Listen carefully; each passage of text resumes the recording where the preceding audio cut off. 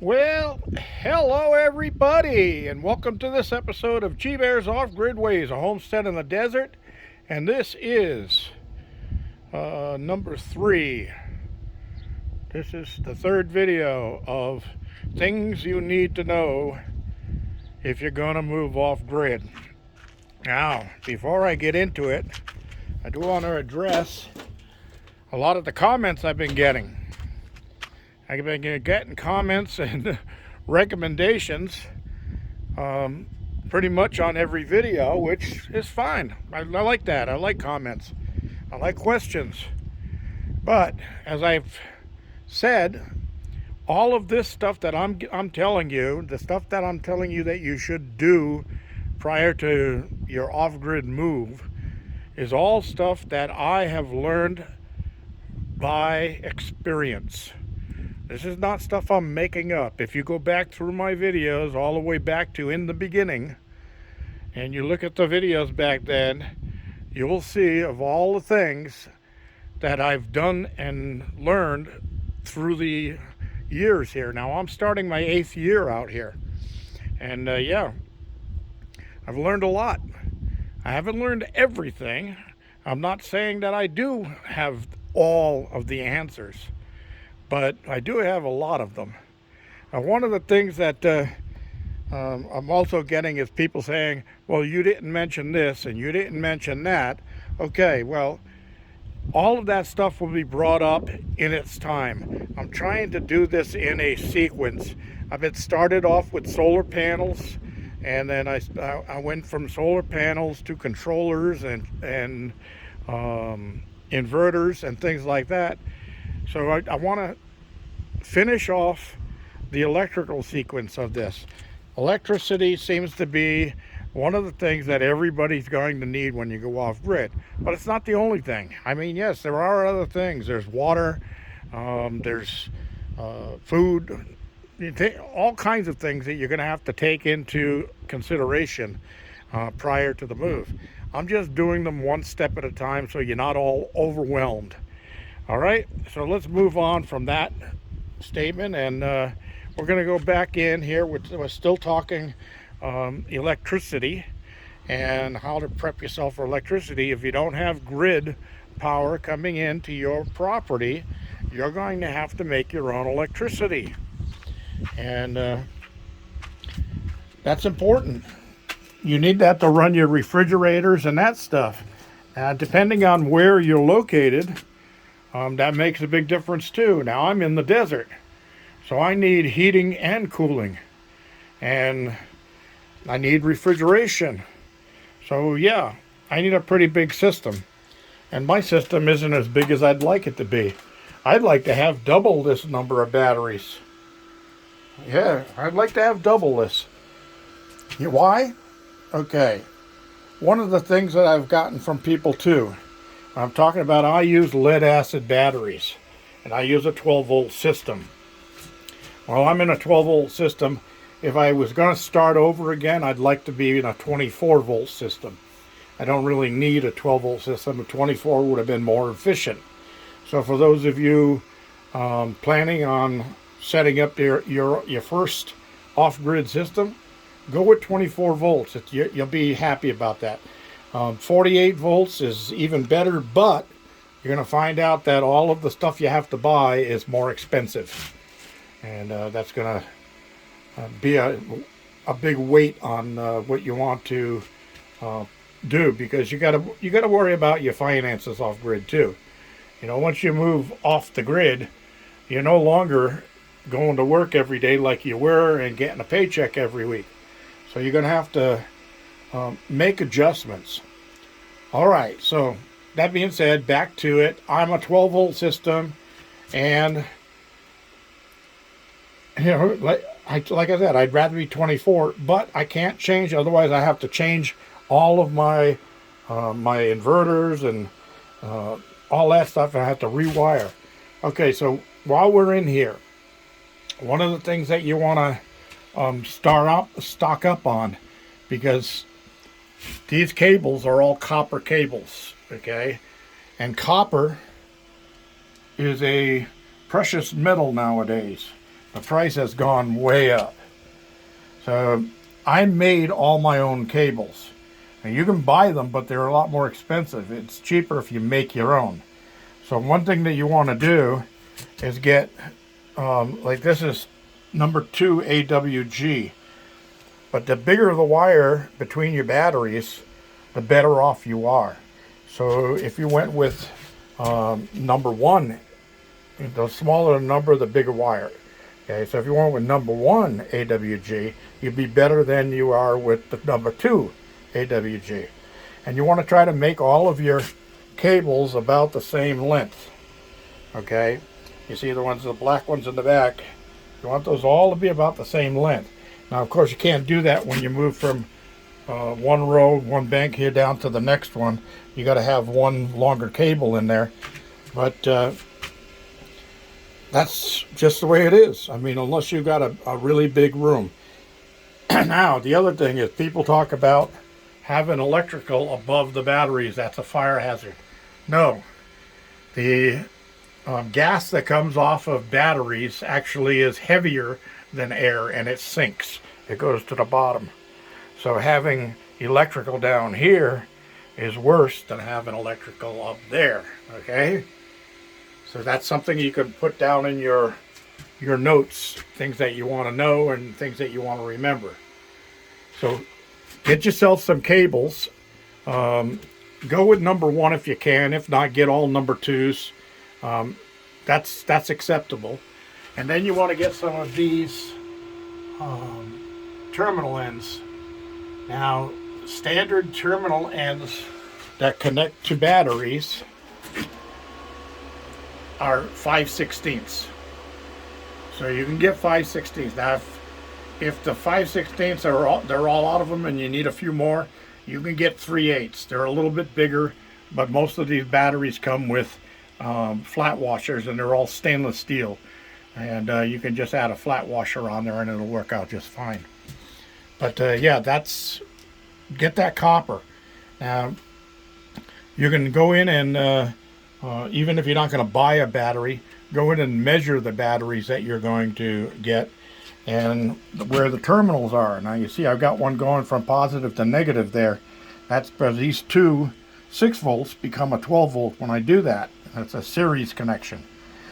This is a parallel connection. Okay, so when you go in series, you raise the voltage, you add voltage to voltage, but the amps stay the same. And then when you go in parallel, you raise the amps, but the volts stay the same. So this 12 volt set is the same as this 12 volt set, and it's going to stay as 12 volts for each set.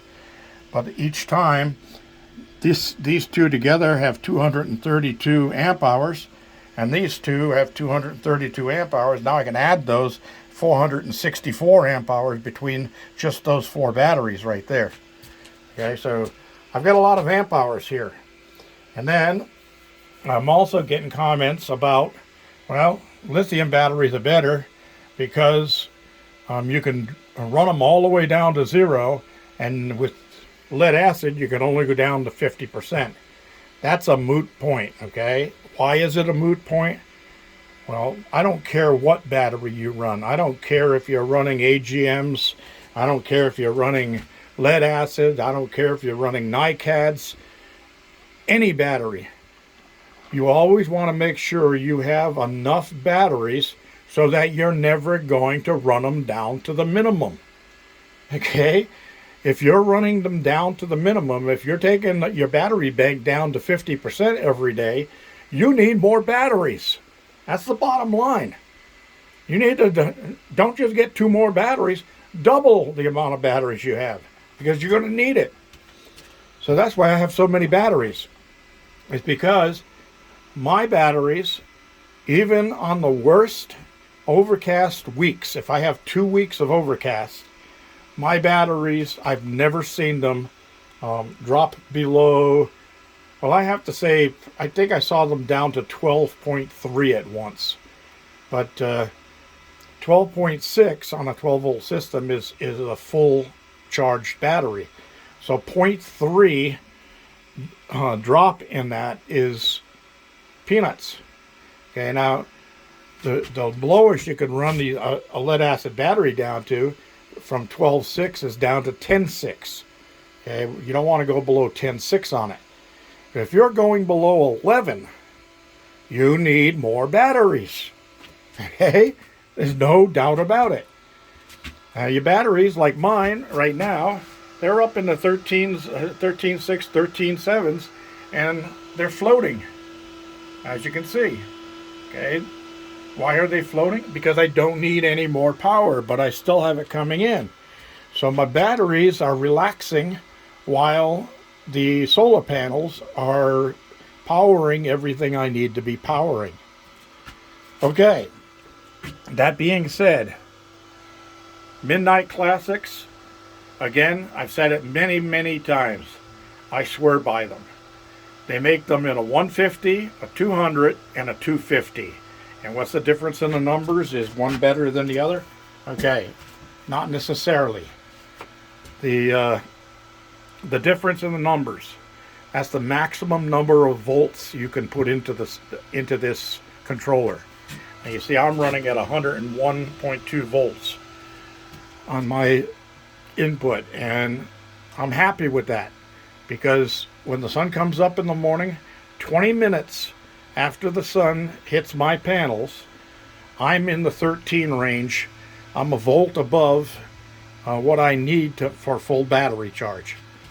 So I'm running off of solar all day long, not my batteries. So I never worry about running my batteries down to the 50% mark. Okay, that's a point I wanted to make. So don't let anybody tell you that lithium's better because you can run them all the way down. You don't want to run them all the way down. That's not good for a lithium battery either. Okay, that kills one of its cycles. And you don't want to do that. So just make sure you size your system large enough so you never have to worry about that. Oh, well, you only get to run them down 50%. Yeah, but I'll never will. All right? Okay. So here's my Ames, and I'm going to show you the label here. Okay, so this is a split phase, and what does that mean? Well, on a split phase, I'm coming out of here with 240 volts. Okay, I got the neutral, the hot 1 is the red, and the hot 2 is the black. Okay, and in this system, you don't use a ground coming out of the unit. I do have the unit grounded to a ground lug over here that goes to earth ground. But you don't have that going into your panel. This wire goes into the panel, and this goes to earth ground. Okay, so that's why this ground wire right here is disconnected. It's supposed to be disconnected. Now these 3 wires coming in here, this is a good feature of these Ames units, is they have a built-in ability to automatically, oh, nobody there, they're just seeing things. Anyway, they have an ability to automatically become a battery charger. So if I did have let's say I had 3 weeks of no sun at all. Well, in 3 weeks, my batteries are going to be running down pretty low if I'm still running everything that I normally run. So I fire up my generator out here, and I plug that cord in there, and in about 20 seconds or so, this unit will change the lights on it, and the light will change to battery charge. Right here, battery charger. So the green light will be the inverter will go out, and battery charger will go on. And that generator will charge all my batteries, even while I'm still getting a little bit from my solar panels or whatever is needed from that. Okay, so that's a good thing about this global low frequency series. And I swear by the Ames power, and I swear by the Midnights. Now the Rover hasn't been a bad controller, but it doesn't do all the things that the Midnight does. So again, Midnight 150 will handle up to 150 volts. A 200 will handle up to 200 volts. A 250 will handle up to 250 volts. And then there are letters. Look at the letters on those. If you see 200 SL, that's a solar unit only. This unit can be used for either solar or turbine, wind turbine. And you can't use them both on the same controller, just like any other controller. Like these hybrids up here, the Chinese hybrids, you cannot run both wind and solar at the same time. You run one or the other. Same thing with the Midnight Classic. Now, I'd love to have another one of these sitting right here, and I use the Midnight 150. I'd love to have another one right here so that I could hook my wind turbine through that instead of running it like I'm running it here, straight to the batteries. You can adjust the curves on the wind turbine input to be the best that you can get, better than MPPT on a solar. You would be getting the best you can out of your turbine, so it makes it even more efficient. So down the line, if I ever stumble across a big wad of money laying on the ground, I will definitely be buying another Midnight Classic. Now those go up in price, and they're pretty pricey to start with. Again, don't buy that just because it's cheap and you're learning. That's not a good excuse for spending your money on that piece of junk. Because what's going to happen is it's going to do exactly what mine is doing. It's going to sit on a shelf like it's doing right there, collect dust, because you're not going to use it anymore. Okay, now, you might use it like I did for a little portable unit, but don't waste the money. These things are $700 plus. Save up to $700 plus. Get one of these. You're going to be a lot happier in the long run. And what are you going to learn? You're going to learn how to use this instead of wasting your time learning how to use that. And this thing is going to do a dozen times more good for your system than that one will. All right? Also, those junks up there on the wall, not these junk, these are good. But that junk up there could damage other equipment. And then you're going to be paying for that too. So don't waste your money. Trust me, this is experience speaking. This is not me just talking off the top of my head. All right? Now you can see I bought a bunch of these old computer fans, and I set those up running off of the auxiliary on the controllers. So when I've got power, those fans run, and they just move cool air around so that the units don't get too hot. All right, now I used to have one right below here, and I think I'm going to be ending up getting another one. Well, it's not that hot, but again, the winds aren't that strong right now. I'm only putting out like 40 watts. So, but the temperatures are up there, everybody. It is 97 degrees Fahrenheit for the high, 36 degrees Celsius. So that was today's high. I think it dropped a degree so far. So, and I did have a big dust devil, which is basically a dust, what do you want to call them? Tornado.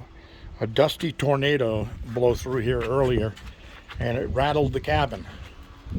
But the question I had about if I'm worried about my panels blowing over, well, it took a direct hit on my panels, and they're all just fine out there. All right, everybody, that's going to conclude section 3 of moving off grid, things you need. And anybody has questions and comments, leave them down below. And remember, there's no need to say, well, actually go ahead.